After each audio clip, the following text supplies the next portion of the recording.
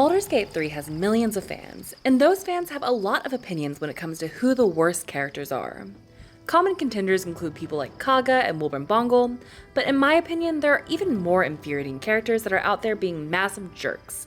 So let's dive into my picks for the 5 worst characters in Baldur's Gate 3. Number 5. The Hypocritical Blue Jay near the Rosemorn Monastery. Most birds are cute, but this bird in particular is a jerk.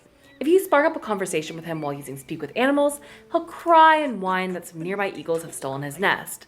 All I know is the roof's the best nest spot on the whole Cheon Farm. I got there first too, before the thieves showed up.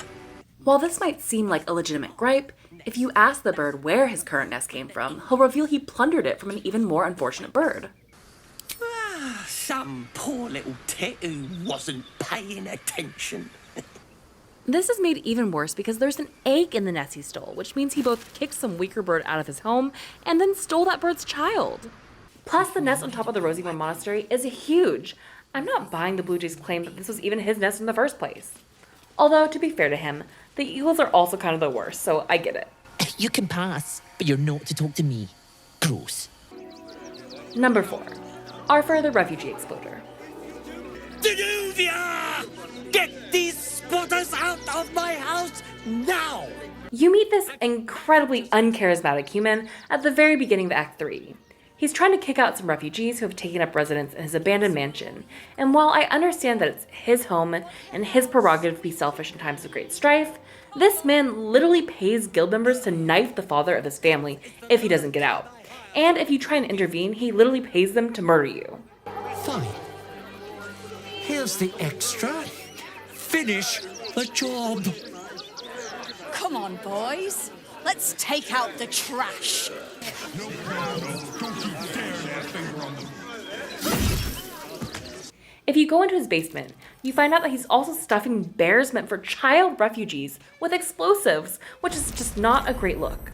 And to be fair, the man is doing this because he's being blackmailed with what information, I'm not sure. The letter in his basement reads less like blackmail, more just like, I don't know, like a threat, I guess. But anyways, Arthur also has the audacity to tell me early in our conversation that I had no right to judge him because he does a bunch of charity work in the city.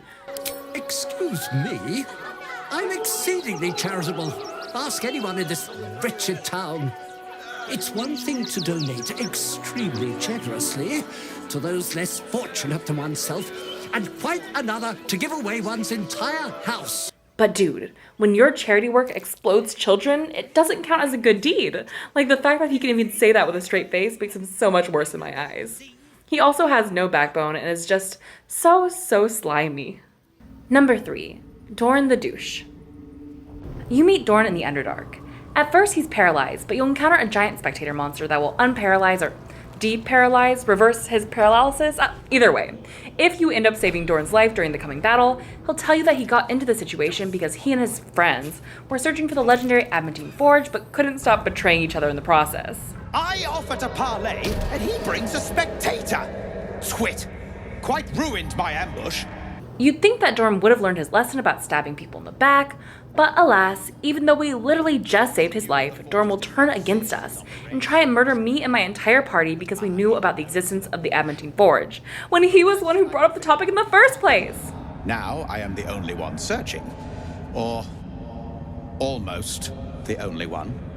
You proved your power in freeing me, but I need no more rivals. Try to take this as a compliment, yes? Number 2. Loic and Markaril. Alright, this is probably my most controversial pick because I know some people are going to wonder why Kagha isn't here but her minions are. But the thing is, Kagha knew that most of her choices, from cutting off the grove from outsiders to threatening a child with a snake, were morally gray decisions. Go on. Say it. You think I'm a monster?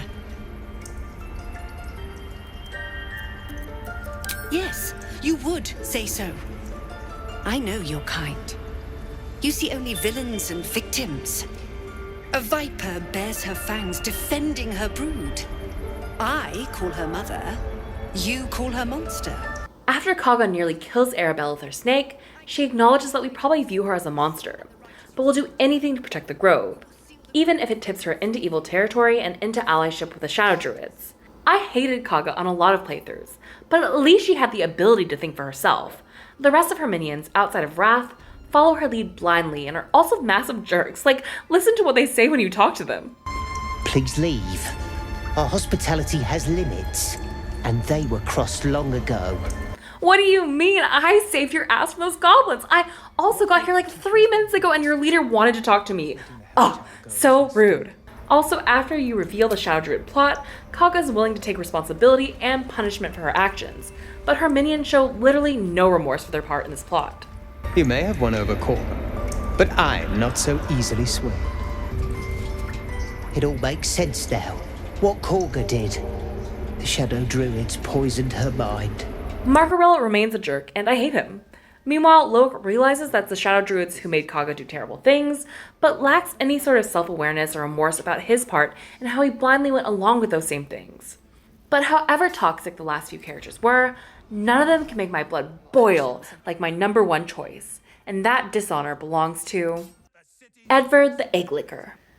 I won't say much more about this dumpster mouth, knockoff, Joker-looking ruffian, because every time I think about him, I get 17% more upset, and it's bad for my blood pressure. But he is literally the most condescending, needlessly rude, wastiest waste of space in the entire Baldur's Gate universe, stretching to the astral planes and back. And I'll let the following conversation speak for itself. Trafficking refugees into our city is hardly a good look. Especially when so many are absolutists and murderers. The truth will be out with tomorrow's broadsheet. People will spit in your face. Your very presence will be bad for business. You'll be a pariah, an outcast, as you should be. And then, we can only hope the fists do their duty and escort you to the gallows. Your days of scumming up this good city streets will be over. Guards! I believe our distinguished guest was just leaving. Would you care to escort them out? Truly, I hate him so much. But those are my top 5 picks for the worst characters in Baldur's Gate 3. I'd love to know your own choices in the comments below, but in the meantime, here's a picture of a cute bear.